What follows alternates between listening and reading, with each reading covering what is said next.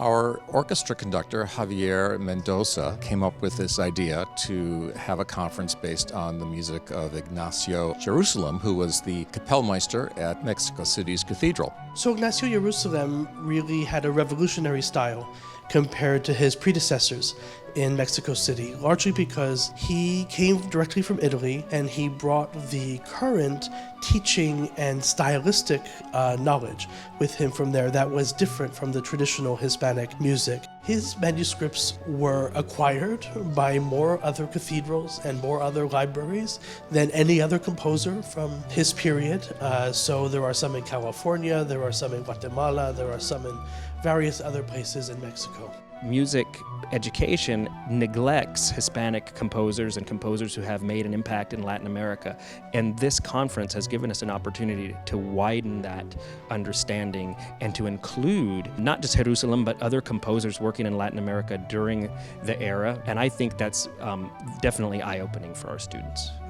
Conferences like this are important because it highlights a composer who is not a Handel or a Mozart. We could think of it as if you listened, 100 years from now, you listened to only the Beatles. That means you wouldn't get the Rolling Stones, you wouldn't get Bob Dylan, and so on. So that's very important because we tend to focus on the big stars, and there's lots and lots of good music. We decided to broaden the conference to include artwork and sculpture, poetry, and other aspects that involve the context in which the music took place. The magnificent spaces of the Cathedral of Mexico City, with their beautiful setting, the magnificent paintings, the sculpture of all of the saints up and down the nave, doesn't really come alive until you hear the music. So they all work together.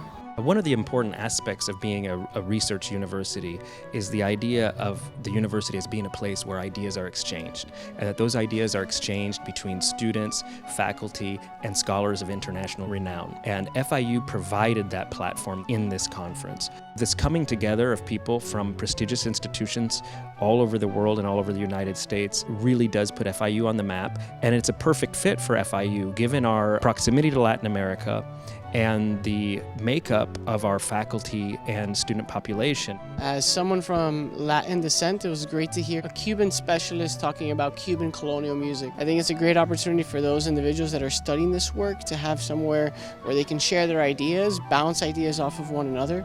And I think FIU is actually the perfect place to do this.